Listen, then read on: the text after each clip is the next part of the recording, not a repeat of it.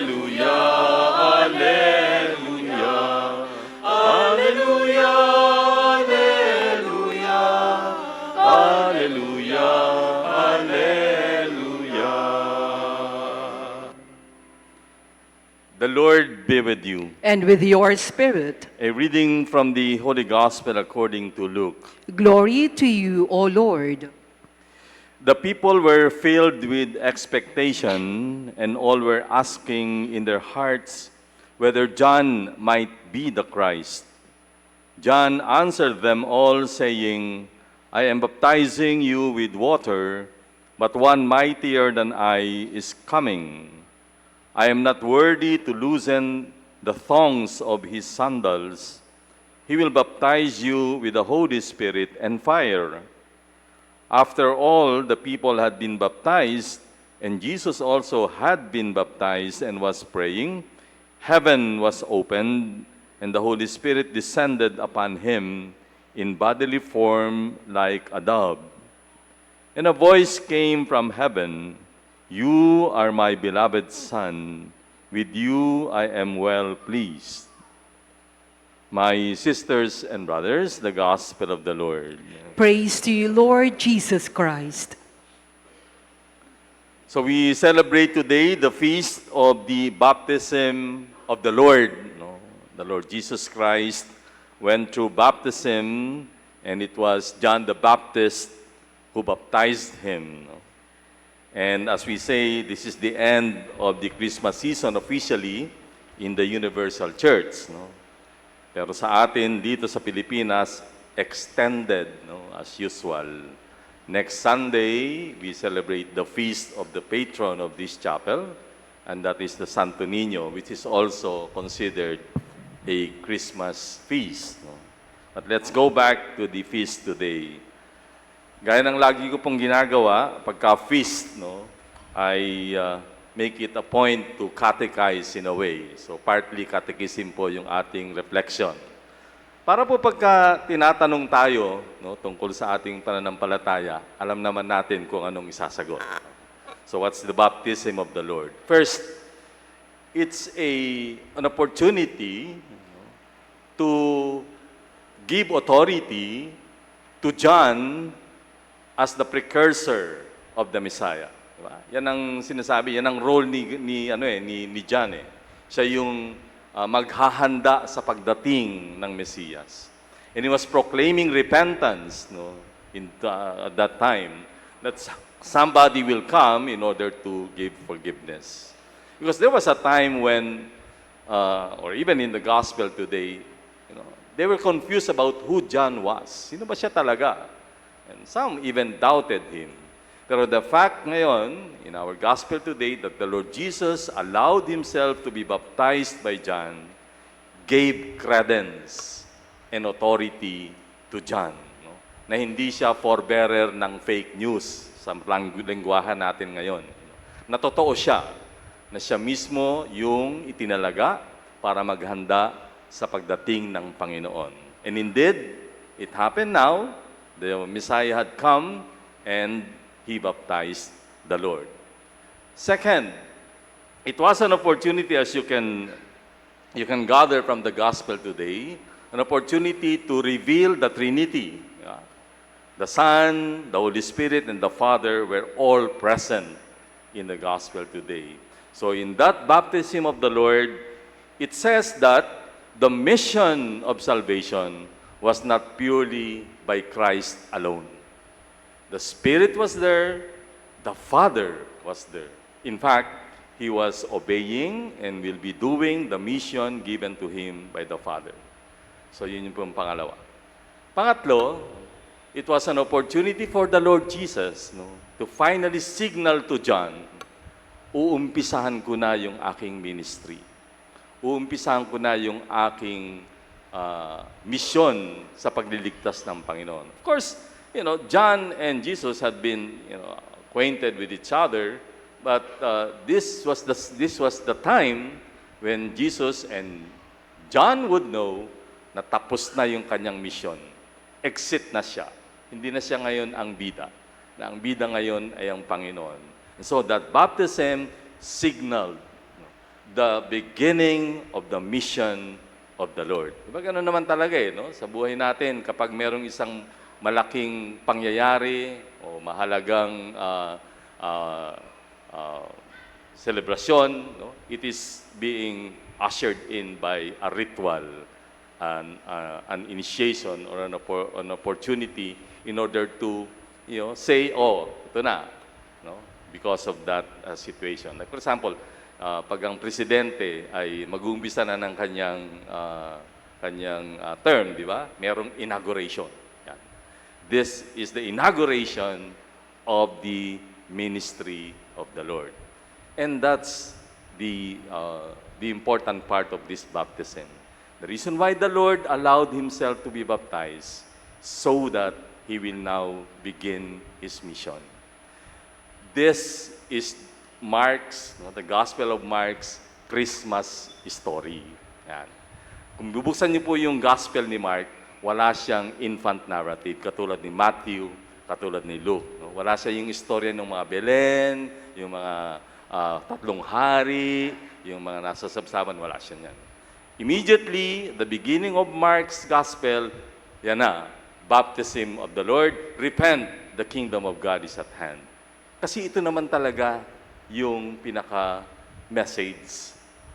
Though Matthew and Luke and even John had prepared us for the coming of the Messiah, the baptism of the Lord for Mark, para sa kanya, mas mahalaga, ipakita na ang Panginoong Yesus ay nagmisyon. In fact, all of this, from the time of His baptism, are all preparation, yung mga miracles, mga teachings ni Jesus, will end up in His death. That's actually the very purpose of Mark's Gospel.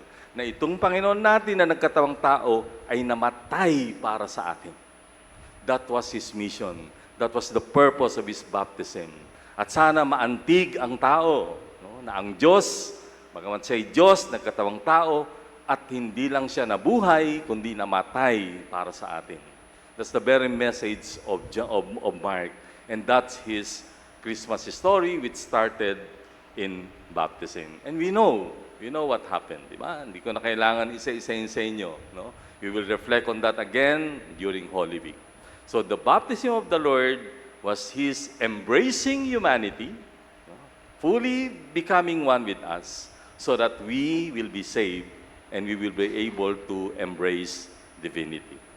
Which brings us to our own baptism. The Lord Jesus was faithful to His baptism, was faithful to His mission, the gift of mission and the task of fulfilling that mission. Kumusta naman po yung ating binyag, na kung saan tayo naman ay binigyan din ng gift of being freed from original sin, given a new life. We were chosen people, a royal priesthood. Di ba? Binigyan tayo ng buhay na banal ng Diyos. And our responsibility was to maintain our holiness, to maintain our being a member of the family of God. Pero doon tayo nagkulang. I think this is something that we have to look at the Lord and imitate what He had done. Kasi nung bininyagan po yata tayo, hindi doon nagtapos. Hindi po isang ritual lang yung ating binyag.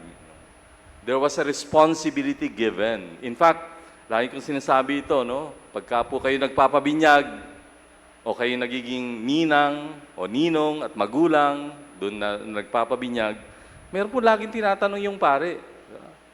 And one of the important question being asked there was that, do you promise to rear this child in the life of Christ, sa diwa ni Kristo? Children were entrusted to us by God. Pinagkatiwala sa atin yung mga batang yan. And yes, it's good for us to rear them up to be educated, to be skilled, to be popular, even to obtain power or fame or many things that the world will offer. Pero ang pinakamahalagang pananagutan ng magulang, ninong at ninang, ay palakihin ang bata bilang mabuting Kristiyano. That's our responsibility before the Lord. In the same way that Christ was given that gift and mission, and He was faithful to His gift and mission, we also must strive to be faithful to that gift of baptism and to have that mission to be good Christians. Sa mga ibang sekta po, tama naman sila na kapag nabinyagan ka na, you were saved, that's it. Pero tayo po, meron pa tayong sinasabi. Yeah, nasalba na tayo, pero we have to maintain being saved. The word there is maintain. Kailangan panatilihin natin na tayo'y saved. For it's really the Lord who will save us. That's why our life after baptism should be a life of faith, a life of holiness. Kaya habang lumalaki po yung mga bata, turuan naman natin. Kaya lang, di ba, nakakalungkot. Pagkatapos ng binyag, sabi nga nung isang, bahala na si Batman. Di ba? Hindi ho eh. Kaya malaki yung responsibilidad yung maging ninong at ninang. Of course, the main responsibility is nasa parents. Di ba? Pero anong ginagawa natin? Di ba? As I've said, hindi mo masama na turuan sila ng mga sayaw, ng mga kanta, ng anumang mga bagay sa mundo. Pero tinuturuan nyo ba tungkol sa pananampalataya? Now tell me, be honest. Answer it to yourself. Kailan nyo huling pinag-usapan ng pananampalataya sa bahay nyo? Kumakain kayo, siguro naman nag-uusap-usap. Did you ever talk about faith? You know, I have one family, natutuwa ako sa family ito, no? When they go to Mass, no, on Sundays, just Sundays, tapos lalabas sila after Sunday Mass, magtatanghalian. Kinukwento sa akin nung tatay, Father, pagkatapos nung misa, punta kami sa kakain, I encourage my children to talk about the homily. How bad was the homily? Hindi po. What was the homily about? What was the gospel about? Kaya yung mga bata, alam nila na pag-uusapan, sa misa, nakikinig na sila dun sa gospel. Nakikinig na sila dun sa homily. It must come from the parents. Do not let their friends, not that they're bad, do not let media, the internet, or any, to teach our children. Walang ibang dapat maging halimbawa ng pananampalataya, kundi tayo. Yun na lang yung pag-aantanda eh.